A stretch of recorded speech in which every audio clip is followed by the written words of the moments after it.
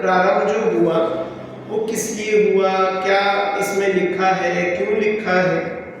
तो विषय प्रयोजन सार जी का कुछ इस तरीके का है कि इसमें हमें आचार्य कुंद मोक्ष मार्ग बता रहे हैं। क्या बता रहे हैं? अब आप बोलोगे तो भैया सारी जिनवाणी बताती है, इसमें क्या खास पता है ना। अब शब्द भी ऐसा अच्छा नहीं लगता, इसमें क्या खास बताना। मोक्ष मार्ग स्वयं में ही महादुर्लभ बात है, इस पर चलना तो दुर्लभ है, इसके बारे में सुनना भी अति दुर्लभ, महादुर्लभ। तो अपना जो ये प्रयोजन सार जी ग्रंथ है, इसमें अपने मोक्ष मार्ग को कैसे प्रशस्त करे, बिल्कुल सीधे सीधे शब्दों में उस बात को समझाया है। कोई शुरू से समझाया नहीं कि भैया तुम कौन हो, कि तुम आत्मा हो, तुम में क्या है, ये है वो है, समझाया नहीं। सीधा सीधा बताया भैया तुम ये गलती करते हो और इस गलती को छोड़ो। तो फिर क्या कि ऐसा काम करो, उससे क्या होगा कि जी उससे आपको मोक्ष मिल जाएगा, उससे आपको वो पद मिल जाएगा जिनकी आप अभी पूजा करते हो। ऐसे हमारे पंच परमेष्ठी जो है उनकी जिनकी हम पूजा करते हैं, तो वो पद हमें सहज ही प्राप्त हो जाएगा, है ना। अब भैया हमें क्यों प्राप्त हो, हमें परमेष्ठी बनना है कि नहीं बनना? बनना है। क्यों बनना है? क्यों बनना है? ऐसे ही कि यहाँ लिखा है इसलिए बनना, कि माता पिता ने बोला इसलिए बनना, कि हमारे गुरु ने बोला इसलिए बनना, या हमारे भगवान ने बोला इसलिए बनना है। क्या बने बनाए है ना, जानना है। तो क्या इसलिए जानना कि उन्होंने कहा था? यहाँ भी वही सवाल है कि चलो जानना करना अपन कैसे भी समझो, लेकिन किसी और ने बोला हमें इसलिए करना है कि हम स्वयं अपने को दुखी देखते हैं और हमें स्वयं को सुखी होना है, इसलिए हम चाहते हैं, क्या चाहते हैं कि हमें ये परमेष्ठी पद मिलेगा।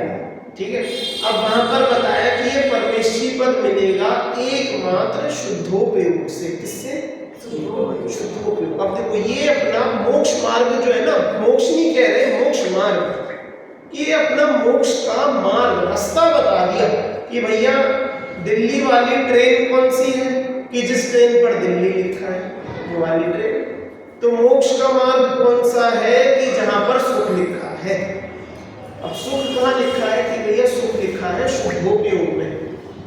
शुद्धोपयोग का पूरा हमने पहले अधिकार में पूरा ऐसे समझाया कि शुद्धोपयोग किसके होता है, क्या होता है, कैसे होता है, क्यों करते हैं, सब ये पढ़ा। अब बोला भैया शुद्धोपयोग करके क्या मिलेगा, तो उससे बताया कि उससे आपको अतीन्द्रिय ज्ञान और अतीन्द्रिय सुख मिलेगा।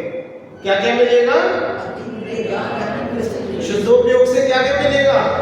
एक तो अतीन्द्रिय ज्ञान और दूसरा अतीन्द्रिय सुख। शुद्धोपयोग से अपने को ये दो चीजें, ये दो अपने गुण हमें मिलेंगे। अब ये अतीन्द्रिय सुख क्या है, अतीन्द्रिय ज्ञान क्या है, तो इसी के बारे में ये दो अधिकार लिखे हैं।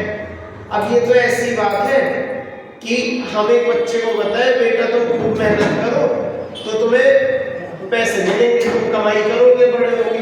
अब वो बोले पापा पैसा होता है, पैसा हमें चाहिए कि हमें तो खेलना चाहिए, हमें तो मौज मस्ती चाहिए, हमें तो गेम चाहिए, टीवी चाहिए, हमें पैसे वैसे हमें नहीं चाहिए, आप ही रखो पैसे, हमें मेहनत नहीं करनी, हमें पढ़ाई नहीं करनी, हमें तो खेलना है ना। अब जब तक उसे पैसे की कीमत ही समझ नहीं आएगी तब तक वो ऐसे अपने जीवन में मेहनत करेगा नहीं करेगा। तो ऐसे ही अब बोला कि शुद्धोपयोग करो तो अतीन्द्रिय ज्ञान मिलेगा। भैया हमें चाहिए रखो तुम अपने, है भाई हमें पता ही नहीं, जब किसी वस्तु की जब हमें कीमत ही नहीं पता होगी तो हमें उसकी इच्छा होगी क्या, हमें उसके प्रति यत्न करने की आशा होगी क्या, इच्छा होगी क्या, होगी। तो इसलिए यहाँ ये ज्ञान अधिकार हम पढ़ रहे हैं। ठीक है, कि ज्ञान इसे कहते हैं जिसके पीछे हम तुम्हें ललचा रहे हैं ना, जो लालच दे रहे हैं, तो लालच वाली वस्तु को समझा रहे हैं जिससे तुम इस शुद्धोपयोग में लगो। ठीक है, समझ में आया सभी को? तो ज्ञान अधिकार इससे प्रारंभ होता है। अब यहाँ पर शुरू करते ही बताते हैं कि ज्ञान कहते किसे हैं, है ना। अब जैसे इसका एक छोटा सा मैं उदाहरण देता हूं कि योद्धा किसे कहते हैं, सिपाही, सैनिक, योद्धा, जो युद्ध में लड़े, ठीक है। अब आजकल के समय में भी युद्ध होते हैं, युद्धों में लड़ा जाता है, लेकिन अब कोई बोले, कोई ऐसे हम पुराण किस्से पढ़ के हम इन्हें देख, अरे ये भी कोई योद्धा है। योद्धा तो वो होते थे, कौन, कि श्री राम जैसे, कि जो एक बाण चलाए और 10,000 आदमियों की सेना वहीं ढेर हो जाए एक बाण से। योद्धा तो उन्हें कहते थे। रावण जैसे, लक्ष्मण जैसे, कि 1000 देव आकर भी उन पर आक्रमण करे तो भी उनका बाल विवाह का ना हो, योद्धा तो उन्हें कहते थे। आजकल के क्या योद्धा, तो हम ऐसे कहेंगे कि असली योद्धा कौन, वे होते थे। अब हम बोले कि भैया ज्ञान चाहिए, अतीन्द्रिय ज्ञान मिलेगा, अरे ज्ञान तो सबके पास, बताओ कौन सी आत्मा जड़ है कि कोई भी नहीं, सबके पास ज्ञान ही ज्ञान है, तो भैया हमें चाहिए ही नहीं ज्ञान। तो अरे तुम्हारा भी कोई ज्ञान है। तब जब हमें उस सच्चे ज्ञान की कीमत, कि ज्ञान तो इसे कहते हैं, कि ज्ञान कैसा, देखो यहाँ पे ज्ञान यहाँ पर बताया कि ज्ञान रूप से परिणमित हुए केवली भगवान के सर्वद्रव्य और उनकी सभी पर्याय प्रत्यक्ष हैं। वे उन्हें अभद्र आदि क्रियाओं से नहीं जानते, जो सदा इंद्रियातीत है, सर्व ओर से सर्वात्म गुणों से समृद्ध है और स्वयं एक ज्ञान रूप हुए हैं। उन केवली भगवान के कुछ भी परोक्ष नहीं है। देखो ज्ञान कैसा बताया कि भैया जिनके सामने कुछ नहीं छिपा, जिससे जानने के लिए उन्हें किसी की आवश्यकता भी नहीं है। ज्ञान तो सच्चा उसे कहते हैं कि अन्य कोई वस्तु की आवश्यकता नहीं, अन्य किसी शक्ति की आवश्यकता नहीं, मात्र स्वयं से जानते हैं। और क्या क्या जान लेते हैं, कि सब कुछ जो है, जो था, जो होगा, सब कुछ जान लेते हैं। भैया ज्ञान तो उसे बोलते हैं। तुम्हारा क्या ज्ञान, तो सच्चा ज्ञान तो वो होता है। तो ऐसे यहाँ पर ज्ञान के बारे में बताना प्रारंभ किया है। फिर बताया कि ज्ञान कहाँ कहाँ होता है, तो उसमें बोला कि आत्मज्ञान प्रमाण है, ये आत्मज्ञान प्रमाण है और ज्ञान ज्ञेय प्रमाण है। यह ज्ञेय लोकालोक ईश्वर सर्वगत यह ज्ञान है, कि भैया उनका जो ज्ञान है सब जगह है। जैसे ब्रह्मा को बोलते हैं हिंदू धर्म में, कैसे बोलते हैं कि ब्रह्मा कितने शक्तिशाली, अरे उनकी शक्तियों में क्या नाम है, वो तो सब जगह है। वो तो एक एक कण में, एक एक रत्ती में, एक एक दाने में, एक एक अणु में, हर जगह ब्रह्मा है। उनकी शक्ति को हम कैसे, तो जैसे वो लोग ब्रह्मा के बारे में बताते हैं, तो ऐसे अपने केवली भगवान का ज्ञान है। कैसा, कि सर्वगत, कोई भी इस जगत का, कोई भी इस 3 लोक का, 3 काल का कोई कोना, कोई परमाणु ऐसा नहीं बचा जो वो नहीं जानते, जो उनके ज्ञान से वंचित रहे। और क्योंकि उनकी आत्मा उस ज्ञान प्रमाण ही है और ज्ञान ज्ञेय प्रमाण है, तो इसलिए यहाँ पर देखो अंत में तो यह बोला कि सर्वगति है, ज्ञान है। पर इससे समझाना ये चाह रहे हैं कि ऐसा मानो कि जैसे वे ही सर्वत्र फैले हुए हों, कि वे सिद्ध भगवान ही सब जगह फैले हुए हो, उन सबको बिल्कुल प्रत्यक्ष जान रहे हैं, कुछ भी उनके ज्ञान से बचना है। समझ में आया? ठीक है। अब प्रश्न क्रमांक 35-36 पर देखते हैं। अब यहाँ आगे क्या बता रहे हैं, हाँ, अब यहाँ पर कह रहे हैं कि यदि आत्मा ज्ञान से बड़ा हो या आत्मा ज्ञान से छोटा हो, तो इसमें क्या आपत्ति आएगी? क्योंकि अभी तो पीछे बोला कि आत्मा ज्ञान जितना ही है। अब कह रहे हैं कि वो ज्ञान थोड़ा बड़ा नहीं हो सकता आत्मा से, क्योंकि बाहर कह रहे हो आप, या ज्ञान आत्मा से छोटा नहीं हो सकता, कि जैसे हमारे दिमाग में हम कहते हैं ना कि ये हमारा ज्ञान है, तो बस इतना ही मात्र ज्ञान हो, बाकी ज्ञान। तो ऐसे यहाँ पर शंका है। देखो, इस जगत में जिसके भी मत में आत्मा ज्ञान प्रमाण नहीं है, उसके मत में वह आत्मा अवश्य ही या तो ज्ञान से छोटा होगा, हीन होगा, या फिर ज्ञान से अधिक होगा, बड़ा होगा। भाई जो नहीं मानते कि आत्मा और ज्ञान बराबर साइज के है, बराबर क्षेत्र में है, तो या तो भैया उनकी आत्मा ज्ञान से छोटी होगी या उनकी आत्मा ज्ञान से बड़ी होगी। इन दोनों में से एक ही बात सच होगी, या तो बराबर होगी या वो छोटी बड़ी होगी। तो अब देखो, यदि वह आत्मा ज्ञान से छोटा है तो वह ज्ञान अचेतन होने से जान नहीं सकेगा। समझ में आया कि यदि आत्मा ज्ञान से छोटा है, कि ज्ञान तो फैला है लेकिन आत्मा इतना सा, यदि ये हाँ, तो अब जितने क्षेत्र में तो ज्ञान बड़ा हो गया, अब जहां जहां उस ज्ञान के पास आत्मा नहीं है तो वो ज्ञान तो अचेतन है, उस ज्ञान के पास है ही नहीं, जानने वाला ही कोई नहीं है, तो जान क्या है? ज्ञान है वही आत्मा है ना भाई। सच तो ये है कि जितना ज्ञान है उतनी आत्मा। अब कोई माने कि बड़ा है तो भैया उनका ज्ञान अचेतन है, और जो माने कि ज्ञान आत्मा से छोटा है, कि आत्मा बड़ी और ज्ञान छोटा, तो जितने आत्मा में ज्ञान नहीं है वह आत्मा ज्ञानी हो गई उतनी, तो भैया वो जाने क्या, हो उससे हिसाब से अचेतन हो गए, उस हिसाब से जड़ हो गए। तो अंततः यही है कि आत्मा और ज्ञान बिल्कुल बराबर है, उनमें से भी कोई छोटा बड़ा नहीं है, आत्मा ही ज्ञान है, ज्ञान ही। ठीक है, अब देखो इसमें फिर आगे बताया कि ज्ञान के समान आत्मा भी सर्वगत है और ऐसे जिनवर देव भी सर्वगत है। क्यों? क्योंकि अब यदि भगवान का ज्ञान ही, जो जिनवर है जिनेंद्र भगवान, उनका ही ज्ञान जगत को जानता है, तो भैया वे भी तो हर जगह विद्यमान हो गए ना। देखो क्या बोला पृष्ठ क्रमांक 37 पर, जिनवर सर्वगत है और जगत के सर्व पदार्थ जिनवरगत है। दोनों तरफ से बात बोलेंगे क्या, कि भगवान जो है, जिनवर जो है वे तो सर्वगत है और जगत के सर्व पदार्थ जिनवरगत है, मतलब कि जो जो वस्तुएं हैं वे भी भगवान के जानने में आ रही है, ये उनकी अपनी शक्ति है।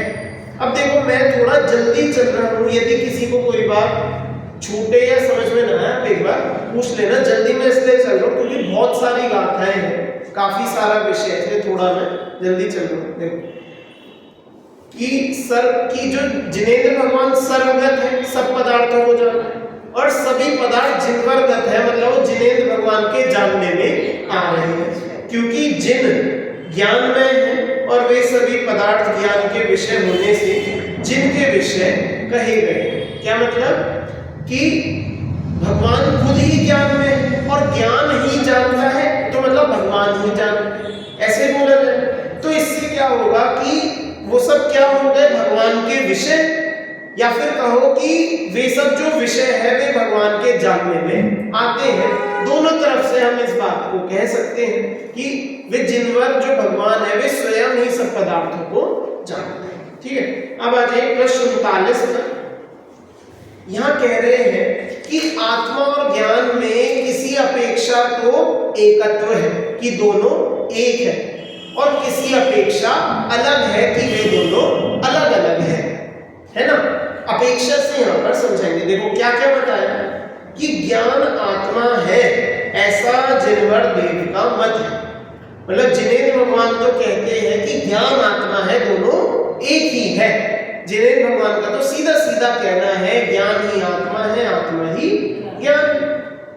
आत्मा के अतिरिक्त अन्य किसी द्रव्य में ज्ञान नहीं होता, इसलिए ज्ञान आत्मा है। क्योंकि अब देखो ज्ञान जो है वो इस जगत में 6 द्रव्य में से सिर्फ एक जीव द्रव्य के पास है, और जो अपना ज्ञान है वो अपने जीव द्रव्य के पास। तो इसलिए जो ज्ञान होगा उसी को आत्मा कहेंगे, क्योंकि अपना ज्ञान अन्य किसी के पास नहीं होता, है ना। आत्मा शब्द तो अपन समझते हैं, आत्मा मतलब इसमें ज्ञान नहीं, आत्मा मतलब जिसमें मेरा ज्ञान है। ठीक है, जैसे जीव बोलते हैं तो जीव तो अनंत अनंत होते हैं, और आत्मा कितनी होती है कि आत्मा तो एक ही होती है, और वो एक आत्मा कौन है कि वो सब के लिए अपना अपना कि मैं हूं, है ना। तो इसलिए बोला ज्ञान आत्मा है, ये बात तो समझ में आई। इस तरह से तो एकत्व है कि ज्ञान और आत्मा एक ही है ना। ज्ञान तो आत्मा है, परंतु आत्मा मात्र ज्ञान नहीं है।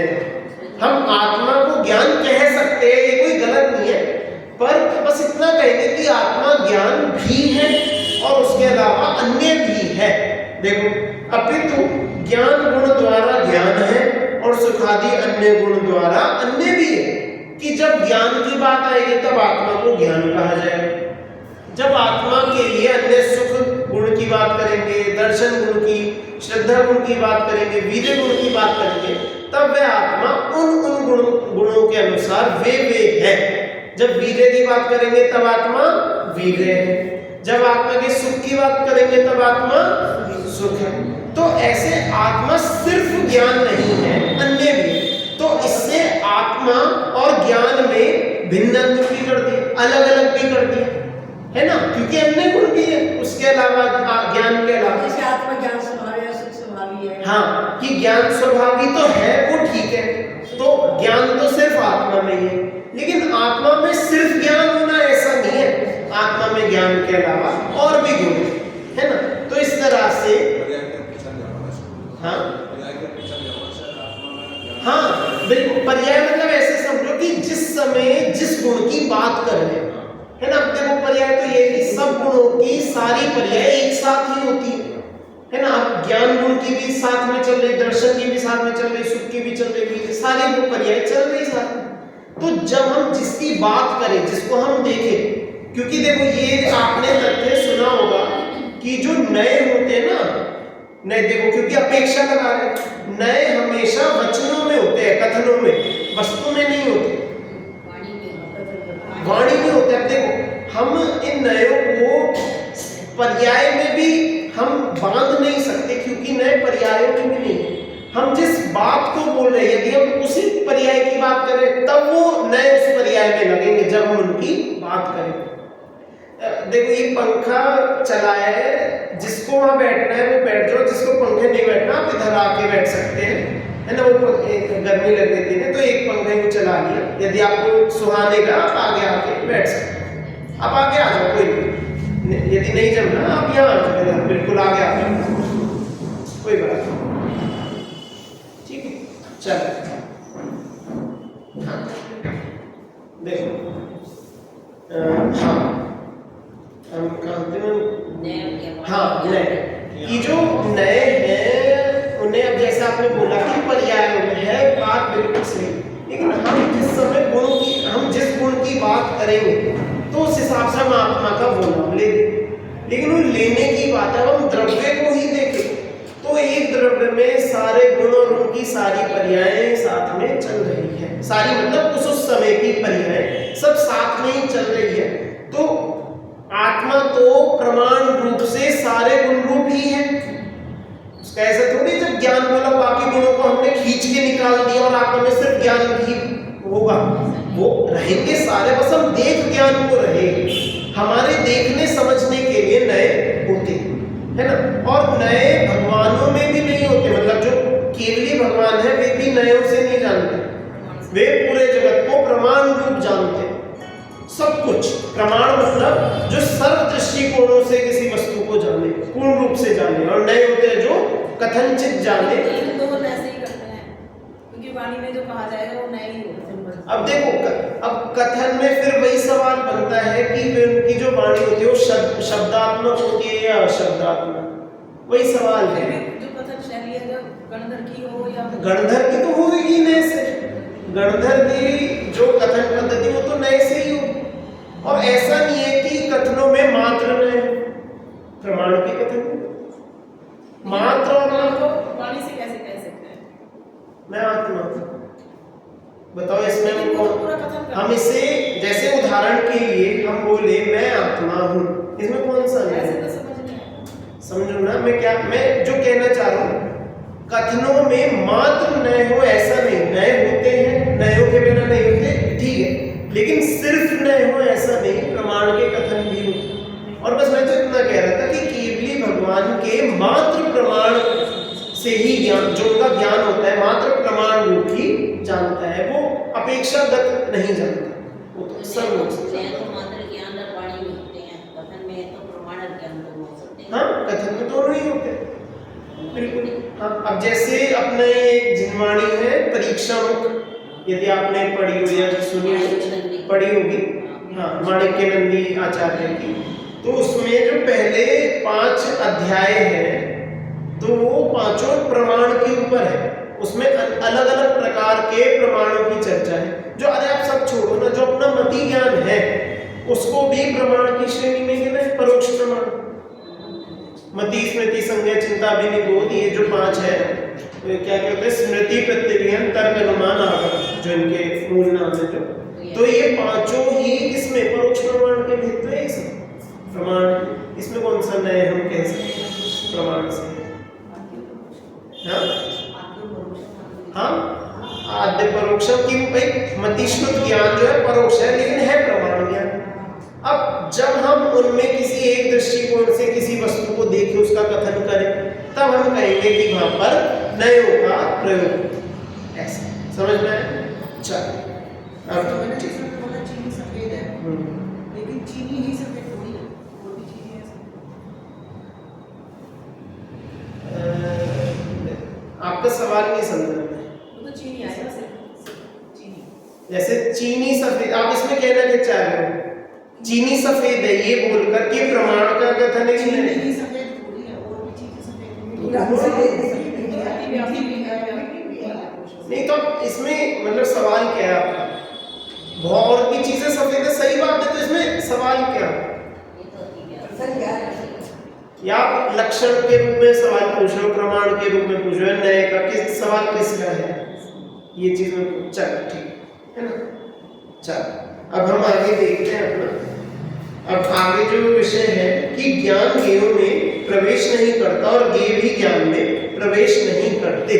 प्रश्न क्रमांक 41 पर अब यहाँ पर जो बता रहे हैं कि ज्ञान गेयों में प्रवेश नहीं करते, कि जानते तो हैं लेकिन ध्यान का अंश गेयों में नहीं जाता और गेयों का अंश ज्ञान में नहीं आता।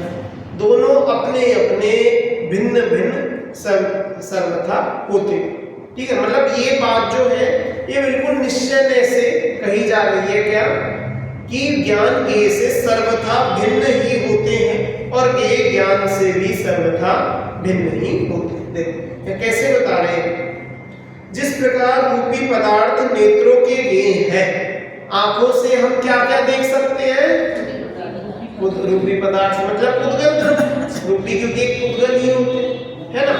तो आंखों से हम मात्र उद्गल पदार्थों को और उद्गल के भी सिर्फ रूप को, रूप गुण को हम देख सकते हैं, अन्य किसी गुण को आंखों से नहीं जान सकते। जिस प्रकार रूपी पदार्थ नेत्रों के गेय है, उसी प्रकार ज्ञान स्वभावी आत्मा के सभी पदार्थ गेय हैं, फिर भी वे ज्ञान और गेय एक दूसरे में प्रवेश नहीं करते।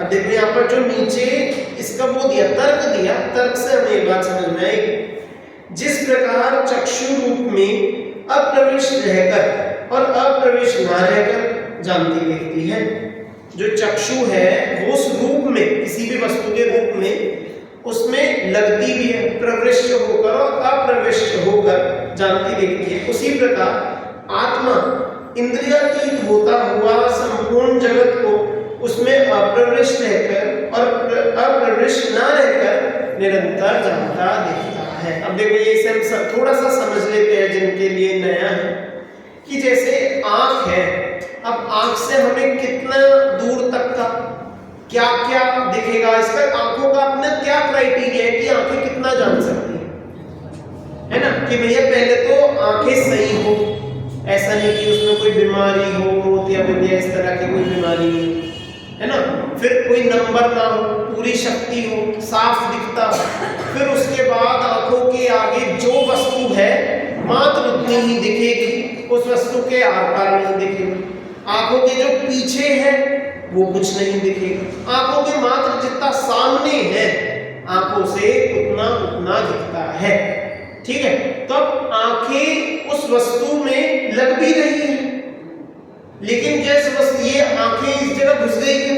अब मैं दीवार को देख रहा हूं तो ये आंखों में उठ के चली गई, या फिर वो दीवार उठ के मेरी आंखों में घुस गई क्या? कि दीवार अपनी जगह बैठी है और मेरी आंख मेरे पास बैठी है। समझ में आया कि आंख उसकी तरफ देखेगी तो ही दीवार दिखेगी, तो ऐसे तो आंख उसमें प्रविष्ट हो रही है, लेकिन क्योंकि वो अपनी जगह स्थिर है, मेरी आंखें मेरी जगह स्थिर है, तो उनका आपस में कोई संबंध अन्य किसी प्रकार का नहीं है। ऐसे ही जो आत्मा है वह इंद्रियातीत है, मतलब इंद्रियों से कुछ नहीं है। इंद्रियातीत रहने पर भी वह क्या कि संपूर्ण जगत को उसमें अप्रविष्ट रहकर और अप्रविष्ट न रहकर निरंतर जानता दिखता है कि आत्मा भी अपनी जगह रहकर पूरे जगत को जान तो रहा है, मतलब उसका ज्ञान में वे सब पदार्थ झलक रहे, दिख रहे, सबको वह जान रहा है, लेकिन वे सब पदार्थ अपनी जगह स्थित हैं और वे जो आत्मा और उस आत्मा का ज्ञान है वह भी अपनी जगह स्थित है। वो ना तो आत्मा उठकर घूम के आई नीचे देखने ढूंढने कर, और ना ही वे पदार्थ उस आत्मा के पास चले गए अपने आप को जन्माने। भैया पदार्थ अपनी जगह बैठे और आत्मा अपनी जगह मोक्ष में बैठे। तो इससे क्या समझ में आया कि वे जो आत्मा है कि वे उनको जानती भी है एक रूप होकर और भिन्न रहकर भी जानती। ऐसा यहाँ पर बताया कि जो ज्ञान है वो उसमें प्रवेश करते भी है और नहीं भी करते। इस तरह से यहाँ समझते। आगे अब यहाँ प्रश्न नंबर 43 तक देखते हैं। यहाँ कह रहे हैं कि ज्ञान ज्ञेयों में और ज्ञेय ज्ञान में वर्तते। अब जो पीछे बात की थी अब इससे बिल्कुल पलट कर बात कर रहे हैं। क्या बात कर रहे हैं कि अब यहाँ कह रहे हैं कि ज्ञान ज्ञेयों में होते हैं और ज्ञेय ज्ञान में होते हैं। दोनों एक दूसरे में रहकर ज्ञान ज्ञेय को जानता है। कैसे जानता है देखो, जिस प्रकार इस जगत में दूध में पड़ा हुआ इंद्रनील रत्न अपनी प्रभा से उस दूध में व्याप्त होकर वर्तता है। यहाँ पर क्या उदाहरण दिया कि जैसे दूध है उसमें ये इंद्रनील नाम का एक रत्न डाल दो तो दूध का रंग कैसा हो जाता है कि पूरा नीला हो जाता है। समझ में आया कि जब उस दूध में ये रत्न डालो तो पूरा नीला हो गया, लेकिन क्या दूध नीला हो गया क्या? अगर हम उस दूध को पिए या फिर हम एक चम्मच से थोड़ा सा दूध उठाए तो क्या नीला दूध आएगा क्या हाथ में? दूध तो सफेद ही रहेगा। तो जब वो रत्न डाला तो उस रत्न की प्रभा से पूरा दूध नीले रंग का दिखने लगा, लेकिन उस रत्न को ये उठा दो तो क्या होगा? वापस दूध सफेद। उसी प्रकार ज्ञान ये पदार्थों में व्याप्त होकर वर्तता है। इसका मतलब क्या कि जो ज्ञान है, ज्ञान पदार्थों को ज्ञेयों को किस तरह जानता है कि उस ज्ञान में यदि हम झांक कर देखें तो वो ज्ञेय मात्र ही दिखेगा। कि जो ज्ञान कैसा दिखेगा कि है तो मात्र उस ज्ञेय को ही जान रहा है, अन्य कुछ नहीं कर रहा। समझ में आया क्या कह रहे हैं? ये अगर देखो एक बार फिर से बोलता हूँ, हाँ कि यदि हम उस ज्ञान को खोलकर देखें तो ऐसा दिखेगा इस ज्ञान में तो वो ज्ञेय ही है, अन्य कुछ भी नहीं है। इस तरह से ज्ञान हर ज्ञेय को बिल्कुल उसी में रहकर जानता है कि वो ज्ञेय को अपने अंदर पूरा बना लिया, पूरा अपने अंदर बसा लिया। इस तरह से जानता है। यदि वे पदार्थ ज्ञान में ना हो तो ज्ञान सर्वगत नहीं हो सकता। देखो क्या बोला। अब भैया आप बोलो, अरे अभी तो कह रहे थे कि अलग अलग होके जानते हैं कि पदार्थ अपनी जगह रहते हैं और ज्ञान अपनी जगह। तो कह रहे हैं कि यदि वे एक में होकर ना जाने ना तो भैया आत्मा सर्वगत नहीं कहलाएगा। फिर क्यों नहीं कहलाएगा? क्योंकि भैया जब उन्हें पूर्ण रूप से जान ही नहीं पा रहा तो क्या बात का सर्वगत? फिर तो तुम भी हमारे जैसे, हम भी अधूरा जानते, तुम भी अधूरा जानते, तुमने हमसे क्या विशेष है ना। और यदि ज्ञान सर्वगत है तो पदार्थ ज्ञानगत कैसे नहीं? अब भैया यदि ज्ञान सबको जान रहा है तो सारे पदार्थ उस ज्ञान में क्यों नहीं झलकेंगे? मान लो इस यहाँ पर इस दीवार पर पूरा जितनी बड़ी दीवार है इतना ही बड़ा एक शीशा लगा दे तो क्या शीशे के आगे जो कुछ है सब कुछ नहीं दिखेगा क्या? दिखेगा ना। ऐसा तो नहीं है कि भैया कि शीशे की कैपेसिटी है 15 लोग तो 15 लोगों को दिखाएगा, जैसे 16वां आएगा वो गायब हो जाएगा। ऐसा होगा क्या? ऐसा तो नहीं होगा कि भैया जितने आएंगे उन सबको बराबर वैसे का वैसा ही दिखाएगा। तो वे जो भी रख दो उसके सामने, क्या वो झलकेगा नहीं शीशे में? सब कुछ झलकेगा। तो ऐसे ही ज्ञान में यदि ज्ञान सबको जानता है तो क्या सारे पदार्थ उस ज्ञान में झलकेंगे? तो इस ये ज्ञान ज्ञेयों में वर्तते हैं और ज्ञेय ज्ञान में वर्तते हैं, ये बात नियम से सत्य है। समझ में आया? देखो अब चलते हैं हम प्रश्न क्रमांक 46 पर।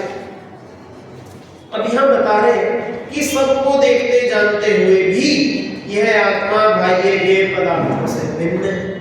अब फिर से बात अपनी वापस से पलट दी, वापस से पुराने वाली बात पर आ गए कि भैया एक में एक होकर तो जान रहे थे, लेकिन फिर भी जो यह आत्मा है कि ये बाह्य ज्ञेय पदार्थों से भिन्न ही है। अब इस बात को कैसे सिद्ध करेंगे? पहले बोल दिया कि अलग अलग है, फिर बता दिया एक ही है, फिर कह रहे कि एक होने पर भी अलग है। अब भैया कैसे अलग? अब कुछ नया तर्क देखो, क्या देखो यह बोल रहे हैं कि केवली भगवान पर को ग्रहण नहीं करते, छोड़ते नहीं, पर रूप परिणमित नहीं होते, परंतु निरवशेष रूप से संपूर्ण आत्मा को या सभी ज्ञेय पदार्थों को सर्व ओर से देखते जानते हैं। देखो ये क्या कह रहे हैं कि जैसे शीशे का उदाहरण निकला ना, शीशे ही रखो। अब हम क्या करें? अभी आप भूल जाओ हम मंदिर में हैं, अभी हम कहीं और हैं जहां हम कुछ भी कर सकते हैं, हमारी अपन मर्जी चले। हमने 10 दिन के लिए इस कमरे में खूब सारा कूड़ा भर दिया, खूब बदबूदार बिल्कुल गंदा कूड़ा हमने भर के डाल दिया, यहाँ शीशा लगा, ठीक है, 10 दिन तक वो पड़ा। अब फिर 11वें दिन हम आए और वो कूड़ा गंदगी सारा सब कुछ साफ कर दिया। अब बताओ शीशे में कितनी गंदगी रह जाएगी? है ना? है ना जब कूड़ा डाला था तभी गंदगी नहीं आई थी, और अब जब हटा दिया तो रहने का तो सवाल है। अब उस शीशे के आगे हम बहुत सुंदर बगीचा उगा दो, खूब फूल बाग, खूब सारे फल के पेड़ ऐसे खूब सुंदर उगा दो, 10 दिन तक वो बगीचा रखा और फिर 11वें दिन वो हटा दो। बताओ कितनी सुंदरता रहेगी शीशे में? कि शीशे में तो भैया क्या है, कुछ भी रखो, शीशा तो क्या है? शीशा है। समझ में आया? दिखाने का काम करता है, उसका काम तो दिखाने का है, जो रख दो वो दिखा देगा। इतना बहुत सरल स्वभाव होता है भैया शीशा। शीशे के आगे जो रखोगे सब कुछ दिखा देगा, आप कुछ नहीं रखोगे कुछ नहीं देगा, आप खुद खड़े हो जाओगे आपको दिखा देगा, जिससे रख दोगे उसे दिखा देगा। ऐसे ही केवली भगवान है कि भैया ना तो वो कुछ ग्रहण करते, ना ही छोड़ते और ना ही अन्य रूप से परिणमित होते। जैसे शीशा था ना, त्यागोपादान शून्यत्व शक्ति, ये ही मतलब बिल्कुल सही बात है, वही आएगी कि वहां देखो शक्ति में क्या बताया है कि त्याग से भी शून्य है और उपादान से भी शून्य है। पर यहाँ पर मात्र पर वस्तु की बात है कि पर वस्तु का त्याग नहीं कर सकते। क्यों नहीं कर सकते? क्योंकि उसका ग्रहण ही नहीं किया। और जो वस्तु जो शक्ति अपने पास है उनका भी त्याग नहीं कर सकते। क्यों? क्योंकि वे अनादि से अपने तो उनका त्याग नहीं हो सकता। और जो अपनी नहीं है ऐसी किसी अन्य वस्तु का उपादान नहीं हो सकता। इसका तो बिल्कुल सही है, वो यहाँ पर बिल्कुल घटित हो, है ना। तो यहाँ पर यही कहना चाह रहे हैं। अब जैसे वो शीशा था, हम शीशे से बात करें कि भैया वो कूड़ा था, तुम उसे ना दिखाते, 10 दिन तक पड़ा रहा, एक दिन बंद हो जाते, तो ऐसा ऑप्शन है क्या शीशे के पास कि शीशे के सामने जो है दिखा। अब शीशे की अपनी पसंद से कि भैया तुम बदसूरत हो, तुम्हारी शक्ल नहीं दिखा रहे, ऐसा होगा क्या? कि कोई बदसूरत व्यक्ति हो तो उसकी शक्ल छुपा दे शीशा, ऐसा होगा क्या? या कोई ज्यादा सुंदर हो तो उनकी शक्ल अपने अंदर ही बसा ले कि वो चले जाए तो भी उनकी शक्ल नहीं दिखती रहे, ऐसा होगा कि शीशा तो जैसा है तैसा दिखाता। ऐसे ही केवली भगवान का ज्ञान है कि जितना जानता है, जो जानता है, जैसे जानता है। अब क्योंकि वो तो सब कुछ ही जानता है तो वहां सवाल ही नहीं कितना जानता है, तो वो जो जानता है, जितना जानता है, सब कुछ ही ऐसे का ऐसा ही जानता है। ना तो उसमें कुछ अच्छा जान के वह रखता, ना ही बुरा जान के किसी का त्याग भी करता है। तो वह सब पदार्थों को एक में होकर भी जाने तो भी उनमें से किसी वस्तु का ग्रहण नहीं है और अपने किसी वस्तु का त्याग भी नहीं। इस तरह से जो आत्मा है वह बाह्य गेयों से तो भिन्न ही रहना। जब किसी का ग्रहण ही नहीं किया, जब किसी का त्याग ही नहीं किया तो वह तो भिन्न ही रहा, न त्याग न ग्रहण हो सकता न त्याग हो सकता। तो इस अपेक्षा से वह भिन्न ही रहता है। अब देखो अगले प्रश्न 47 प्रश्न पर देखिए। केवल ज्ञानी के समान श्रुत ज्ञानी भी सबको जानते हुए सबसे भिन्न ही रहते हैं, निर्लिप्त ही रहते हैं। इस प्रकार से केवल ज्ञानी और श्रुत ज्ञानी में कोई अंतर नहीं है। ऐसा कहकर आचार्य देव विशेष जानने की आकांक्षा से उत्पन्न क्षोभ का क्षय करते हैं। देखो अब यहाँ पर ये समझाएंगे कि जैसे केवली भगवान केवली तो है, तो उनकी तरह जो शुद्ध केवली है, मतलब जो द्वादशांग के पाठी है, कि वे भी उन्हीं के समान सब कुछ जानते हैं। लेकिन सब कुछ जानकर भी वे कैसे रहते हैं कि सब अन्य पदार्थों से निर्लिप्त रहते हैं। तो इसलिए वे शुद्ध केवली भी केवली जैसे ही है। देखो क्या बताया, जो वास्तव में शुद्ध ज्ञान के द्वारा स्वभाव से ज्ञायक आत्मा को जानता है उसे लोक के प्रकाशक ऋषिगण शुद्ध केवली कहते हैं। देखो बस अंतर यहाँ इतना है कि आत्मा को तो जान रहे हैं और बस इतना सा अंतर है कि वे जो शुद्ध ज्ञान है, जो पूरा शुद्ध है, उस पूरे शुद्ध के वे पाठी है। इतना सा यहाँ पर समझना। और आत्मा को के लिए भी यही बात है कि वे मति शुद्ध ज्ञान से अपनी आत्मा का अनुभव करते है ना। हाँ चौथा नहीं, यह शुद्ध केवली की बात है। ये देखो इस पर हमारी खूब चर्चा चली थी, जिन्हें याद हो चर्चा, बहुत इसमें सवाल जवाब बने थे।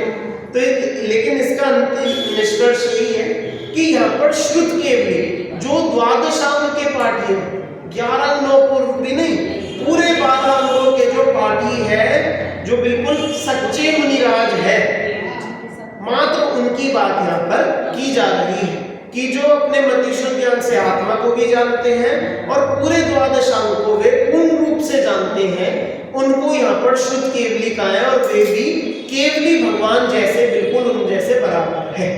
समझ में आया यहाँ पर? ठीक है, काफी सारे यहाँ पर तर्क दिए हैं कि जिस तरह से केवली भगवान की ऐसी ऐसी महिमा है, ऐसे ही बिल्कुल सेम उनकी तरह ही शुद्ध केवली की भी बिल्कुल वही वही महिमा है। इस अपेक्षा से वे दोनों बिल्कुल बराबर है, ऐसा यहाँ टीका में समझाया है। देखो आगे देखते हैं प्रश्न नंबर 49 पर।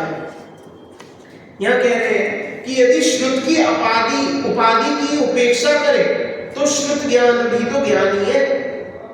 देखो कितना सिंपल सा यहाँ पर मैथ लगाया, श्रुत ज्ञान, तो उसमें उस ज्ञान में श्रुत नाम की उपाधि लगा दी। जैसे नाम के पीछे डॉक्टर, इंजीनियर ये सब लगाते हैं, तो ऐसे हम जो छद्मस्त है हमारे ज्ञान के पीछे श्रुत लगा दिया। ठीक है, ये हमारी बात नहीं है, उनकी श्रुत केवलियों की बात कर रहे हैं वैसे तो, कि वो श्रुत ज्ञान है तो श्रुत को हम हटा दें, उस श्रुत की हम उपेक्षा कर दें, है ना, उस उपाधि को हम दूर कर दें, तो क्या बचा? तो वे भी सच्चे ज्ञानी ही है। इस बात को यहाँ पर सिद्ध कर रहे हैं। देखो उद्गल द्रव्यात्मक वचनों के रूप में जिनेंद्र भगवान द्वारा कहे गए वस्तु स्वरूप के ज्ञान को सूत्र की ज्ञप्ति अर्थात शुद्ध ज्ञान कहा गया है। वैसे तो यहाँ गाथा में शुद्ध ज्ञान की मात्र परिभाषा बताई है कि शुद्ध ज्ञान क्या है। मूल रूप से उद्गल वचनात्मक सूत्र क्या है? उद्गल वचनात्मक वचनों के रूप में जिनेंद्र भगवान द्वारा कहे गए वस्तु स्वरूप के ज्ञान को सूत्र की ज्ञप्ति अर्थात शुद्ध ज्ञान कहा जाता है। इसका मतलब क्या है कि जो भगवान ने जो वस्तु का स्वरूप समझाया, उन वचनों को, उन उद्गल रूप वचनों को शुद्ध ज्ञान कहते हैं। अब भैया जो श्रुत केवली है मुनिराज, उनका ज्ञान कैसे, क्या वो वचन रूप नहीं है क्या? बस जैसे मैं यहाँ बैठ के आपको सुना रहा हूँ, बोल रहा हूँ, क्या मेरी तरह उनका वचनों में ही है क्या ज्ञान? कि उनका तो अनुभव रूप में ज्ञान है। उनका वचनों में थोड़ी बदलाव है ज्ञान सारा हमारी तरह कि हम बोलते कुछ है, मानते कुछ है, करते कुछ है, दिखाते कुछ है ना। उनका थोड़ी ऐसे, उनके तो मन वचन काय तीनों एक तरह से चलते, तीनों बिल्कुल एक रूप चलते है ना। तो जिनका वचनों में बधाई नहीं है तो उनका शुद्ध बोल के भी क्यों उनकी उल्लंघना करें। उनके शुद्ध ज्ञान में से शुद्ध को इसलिए उठा फेंको तो क्या बचा कि उन केवली भगवान जैसा बिल्कुल उनके समान ज्ञान ही ज्ञान बचा, उन्हें कुछ भी नहीं। तो इस तरह से हम समझा रहे हैं कि शुद्ध केवली भी केवली भगवान जैसे बिल्कुल पूर्ण ज्ञानी ही है। केवल ज्ञान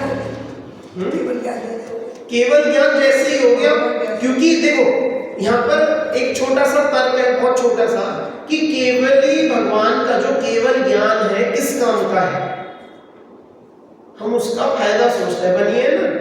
तो केवली भगवान के केवल ज्ञान का अपन फायदा सोचो, क्या फायदा है। अभी हमारे पास तो है नहीं, लेकिन हमारे सामने केवली भगवान बैठे हैं, आप हम मान तो सकते हैं, हमारी आंखों के आगे केवली भगवान बैठे हैं, केवल ज्ञान है, और ये व्यक्ति ये जीव जगत का सब कुछ जानते हैं, सब कुछ। तो हमारे क्या काम के हैं, वो देख के बता सकते हैं उनकी वाणी काम की है, उनकी वाणी काम की है। मतलब समझो कि उनसे हम ऐसा क्या ले जो हमारे कारगर है, कारगर किफायती। अब उनसे हम पूछे भैया कल मार्केट कैसी जाएगी, ये सब तो उनसे पूछेंगे, बताएंगे तो अपने करके आने का मार्ग पूछेंगे ना, है ना। अब भैया जब केवली भगवान सामने हो ना तो अच्छे से अच्छा बड़े से बड़ा राजा भी हो जाता है। ये भगवान वो ये नहीं, वो कोई बड़ा राजा केवली भगवान के सामने जाए और बोले मैं अभी वो देश जीत के आया और भैया कि मुझे तुम्हारी कोई जरूरत नहीं है, मैं खुद में शक्तिशाली। जो भी भगवान के सामने खड़े होंगे सीधा मुकुट सर से नीचे और मस्तक भी नीचे, कुछ उठाने की हिम्मत नहीं होती। गुरुदेव ने तो कहा सो दलसिंद्र कुत्ते के पिल्ले की तरह कटा रहे। अब ठीक है, चलो हाँ देखो बात सही है, मैं इस तरह से नहीं बोलूंगा, बात बिल्कुल सही है कि जैसे जो पिल्ला मतलब जानवर का कोई भी बालक है वो अपने माता या पिता के इर्द गिर्द ही रहेगा हमेशा, चाहे कुछ भी हो जाए। वो जो बच्चा है उस जानवर का, जैसे उसकी माँ इधर उधर जाएगी तो बच्चा वहीं वहीं जाएगा, क्योंकि वो और कुछ जानता ही नहीं, वो अपने ऊपर जी नहीं सकता। तो ऐसे ही सौधर्म इंद्र है कि भगवान जहाँ होंगे तो इंद्र भी वहीं का वही, वैसे का वैसा हर समय वहीं मिले, है ना। तो भगवान की पूरे सब कुछ समो शरण में, उनके इतने सौ इंद्र में, इतने सब लोग में, उनके ज्ञान में क्या काम कर कि जो उनकी वाणी, और वाणी में भी ये नहीं कि हम अपना भविष्य पूछ रहे हो या अपना अतीत पूछ रहे हो या कुछ ऐसे कि भैया हम आप जैसे कैसे बने, और इसका मार्ग कहाँ कि भैया श्रुतियां यही तो है, जो द्वादशांग है, जो 12 अंग रूपी जो आगम है वो यही तो है। तो उनकी वाणी में और शुद्ध केवली की वाणी में क्या बचा, वो भी यही बात बताएंगे, वो भी यही बात बताएंगे। सार रूप में दोनों की बात तो बराबर ही, सार रूप में क्या बिल्कुल पूर्ण रूप में दोनों की बात बराबर ही है।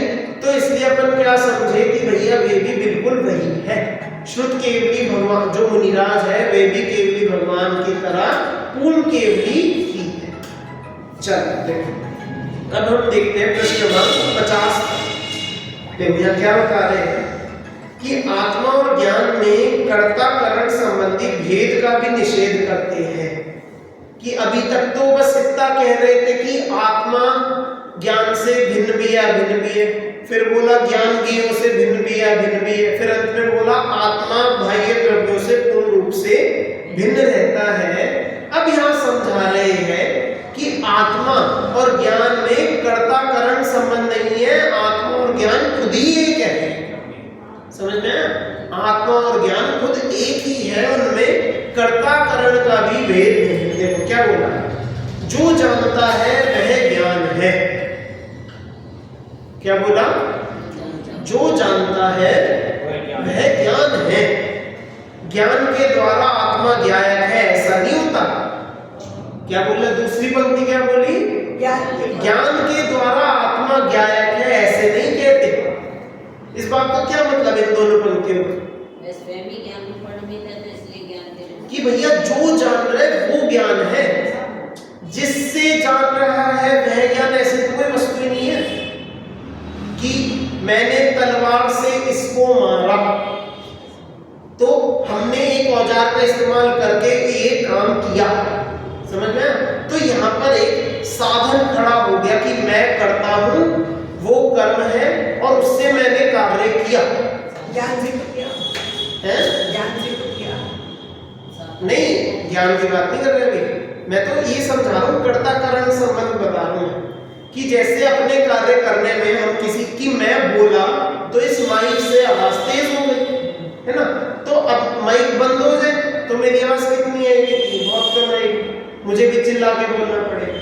तो मेरी आवाज तेज आने में ये माइक साधन है, कारण है। तो ऐसे ही आत्मा के जानने में ज्ञान करण है, ऐसा नहीं होता। आत्मा जानता है तो ज्ञान की मदद से जानता है, ऐसे नहीं होता। जो जानता है वो आत्मा है, आत्मा जानता है, इसलिए आत्मा ही ज्ञान है। आत्मा में कोई अलग से ज्ञान नाम का कोई गुण नहीं लिखा है, ऐसे ये रहा ज्ञान लो इससे जान, ऐसे नहीं। आत्मा ही जानता है, उसी का नाम ज्ञान है। देखो, जो जानता है वह ज्ञान है, बस। ज्ञान के द्वारा आत्मा ज्ञायक है, ऐसा नहीं होता। वह आत्मा स्वयं ही ज्ञान रूप परिणमित है और सर्व पदार्थ ज्ञान स्थित है। यहाँ दो बातें ये और बोली कि आत्मा स्वयं ही ज्ञान रूप परिणमित है, कि आत्मा खुद ही जानता है, इसलिए आत्मा ही स्वयं ज्ञान हो गया। और सर्व पदार्थ ज्ञान स्थित है कि भैया जो हम ज्ञान, अब ज्ञान किसे कह रहे हैं? आत्मा को कह रहे हैं। क्यों कह रहे हैं? क्योंकि आत्मा ही जानता है। अब भैया जो सारे ज्ञेय पदार्थ है वो कहाँ स्थित होंगे? कि अब ज्ञान बोलो चाहे आत्मा बोलो, दोनों है तो एक ही। दोनों कैसे हैं? दोनों एक ही। तो इसलिए चाहे अब ज्ञान में स्थित हो, आत्मा में स्थित हो, बात एक ही है, ज्ञेय पदार्थ उसमें स्थित है। अब आप कि जो ज्ञान जानते हैं ज्ञान की रचना, जो ज्ञान जानता है ज्ञान की रचना। अब देखो ये भजन आपने बोला तो, पर मुझे इसका आगे पीछे का मैं जानता नहीं, इसलिए मैं कुछ भी नहीं करूंगा। जो ज्ञान जानता है ज्ञान की रचना है वो ठीक है, ठीक है, जो आप, ठीक है, मैं समझ गया। जो आप मुझे कह रहे हैं कि वो जो ज्ञान जानते हैं ज्ञान की रचना, मतलब ज्ञान में जो दिखता है वो अन्य पदार्थ उसमें आ नहीं रहा, लेकिन मात्र उसकी वो परछाई कह लो, उसकी छवि कह लो। तो ज्ञान की ही रचना, ज्ञान के ही आकार स्वयं ज्ञान में ही बनते हैं। तो उस पंक्ति का ये ठीक है, यहाँ पर भी हम समझ सकते हैं ऐसे। पर देखो यहाँ पर इतना समझा रहे हैं कि आत्मा ही ज्ञान है। क्यों? क्योंकि आत्मा जानता है, ज्ञान नहीं जानता, ज्ञान कोई वस्तु नहीं है। तो इसलिए अब ज्ञेय पदार्थ आत्मा में स्थित कहो, ज्ञान में स्थित कहो, वो आत्मा में ही स्थित है, क्योंकि आत्मा स्वयं ही ज्ञान है। यहाँ पर इतना समझा। अब देखते हैं एक प्रश्न क्रमांक 51 पर सबसे नीचे ये पंक्ति, एक बार ये हम पढ़ेंगे। अतः आत्मा कर्ता और ज्ञान करण ऐसा विभाग करने से भी लाभ है। क्या लाभ है? देखो अब यहाँ लाभ बता रहे हैं कि आत्मा ज्ञान से जानता है, इसके स्थान पर ज्ञान स्वभावी आत्मा स्वयं से जानता है, यह ठीक है। अथवा आत्मा जानता है, इतना ही पर्याप्त है। यह सही कथन है, यह बिल्कुल स्पष्ट प्रमाण रूप कथन है। क्या? कि ज्ञान स्वभावी आत्मा स्वयं जानता है, आत्मा ज्ञान से जानता है, ये बात ठीक नहीं बैठती इस गाथा के। तो भेद हो जाता है ना। हाँ, कि आत्मा ज्ञान हो कर्ता कर्म का भेद है ना। अगला प्रश्न क्रमांक 52 पर हम देखेंगे। यहाँ कह रहे हैं कि अब ज्ञान क्या है और ज्ञेय क्या है, ये दोनों क्या चीज है, इसे हम देखते हैं कि यह जीव ज्ञान है। अब सवाल क्या आया कि ज्ञान क्या होता है और ज्ञेय क्या होता है, दोनों चीजें भैया बताओ तो। इतनी देर से ज्ञान के ज्ञान के ज्ञान है क्या? तो बोल रहे हैं कि जीव ज्ञान है, खत्म। ज्ञान क्या है? जीव। बस ये पिछली गाथा में यही तो समझाना था कि जो जानता है वो ज्ञान है। तो ज्ञान क्या है? कि आत्मा जीव की ज्ञान जीव है, जो आत्मा वही ज्ञान है। तो ज्ञान तो जीव ज्ञान है। और ज्ञेय 3 प्रकार से वर्णित त्रिकाल स्पर्शी द्रव्य है। वे ज्ञेय भूत परिणाम स्वभावी द्रव्य सर्व और पर है। तो यहाँ पर एक तो 3 प्रकार से विभाजन है कि जो भूतकाल के, ये वर्तमान के और भविष्यकाल के, और इसमें भी 2 और विभाजन है कि स्व और पर, कि एक तो स्वगेय है कि स्वयं को जानना, और एक परगेय है पर को जानना। इस तरह से 2 तरीके से विभाजन है। एक में तो काल की अपेक्षा 3 विभाजन, और एक में स्वपर की अपेक्षा यही 2 की स्व और पर, यही 2 विभाजन है। ठीक है, तो यहाँ पर इस तरह से ज्ञेयों की चर्चा है कि वह ज्ञान क्या क्या जानता है। चलो अब देखो, अब यहाँ कह रहे हैं कि सभी द्रव्यों की, प्रश्न क्रमांक 54 पर, सभी द्रव्यों की अतीत और अनागत पर्याय भी वर्तमान पर्याय के समान ही ज्ञान में विद्यमान है। क्या बोला? क्या बोला? कि अतीत और अनागत मतलब भूत की और भविष्य की जो पर्याय हैं वे सब वर्तमान के समान ज्ञान में विद्यमान हैं। जैसे अभी हम जो जान रहे हैं, कौन से काल को जान रहे हैं बताओ? कि हम अभी वर्तमान काल को जान रहे। क्यों? क्योंकि हमने इतनी शक्ति, हम बस वर्तमान को ही, मतलब ऐसा सामव्यवहारिक प्रत्यक्ष रूप में, इंद्रिय प्रत्यक्ष रूप में हम मात्र वर्तमान को ही जान सकते हैं, है ना। तो यहाँ कह रहे हैं कि जो ज्ञान होता है, ज्ञान मतलब केवली भगवान का ज्ञान, जो ज्ञान होता है उसमें वर्तमान को तो जान ही रहे, लेकिन उसके साथ साथ भूत और भविष्य की पर्यायों को भी उसी समय उनके साथ ही जानता है। देखो, उन जीवादि द्रव्य जातियों की समस्त विद्यमान और अविद्यमान पर्याय तात्कालिक पर्यायों की भांति विशिष्टता पूर्वक ज्ञान में वर्तती है। क्या बताया?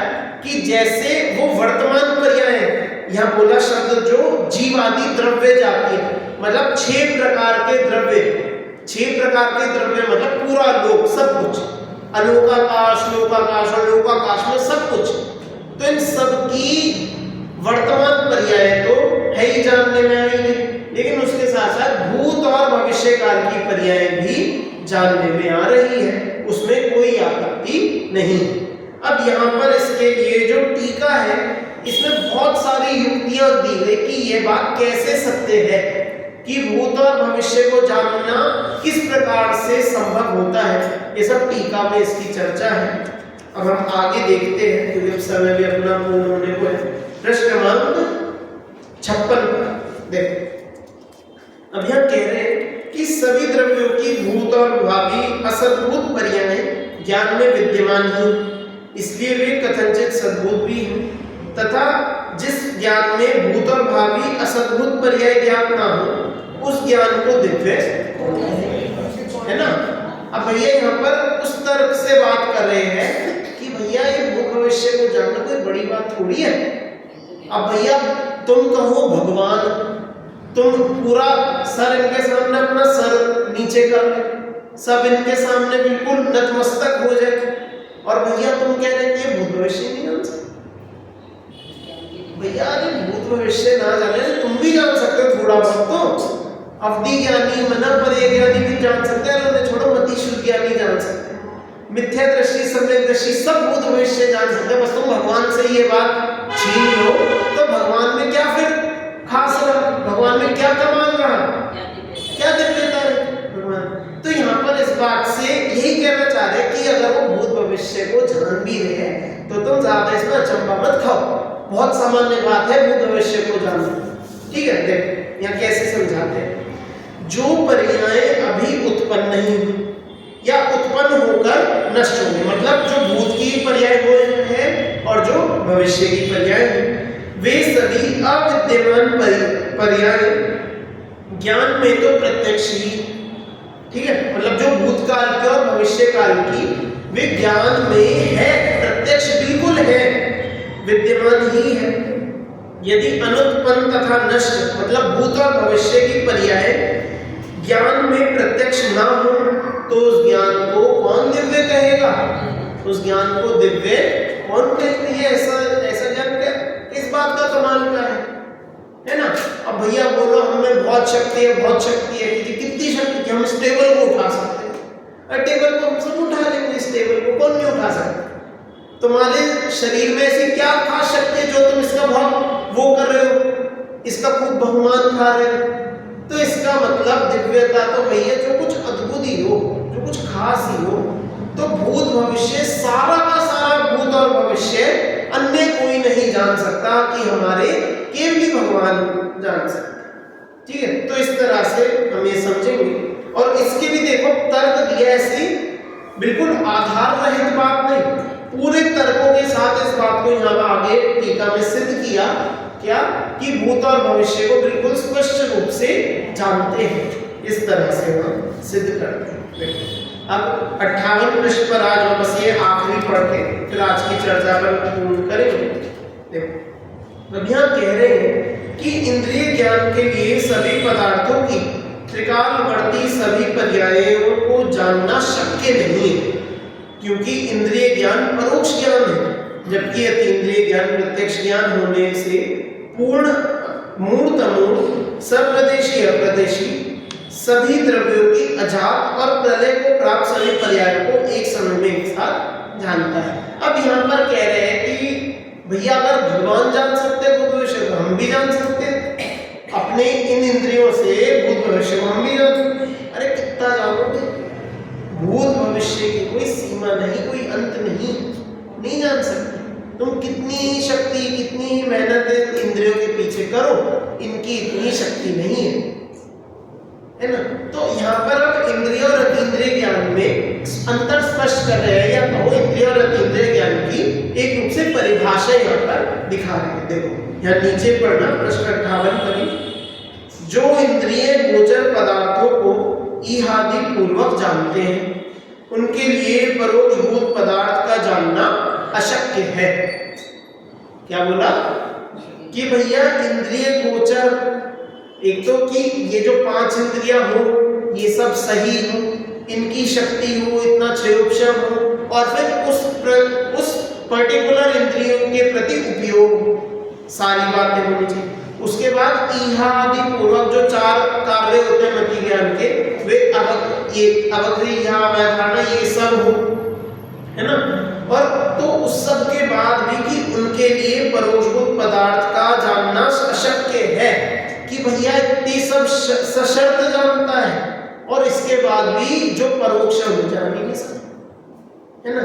और अपना जो प्रत्यक्ष ज्ञान है, केवली का ज्ञान, वो कैसे कि जो ज्ञान अप्रदेश को, सप्रदेश को, मूर्त को, अमूर्त को, अनुत्पन्न को, नष्ट पर्यायों को जानता है, वह ज्ञान अतीन्द्रिय ज्ञान।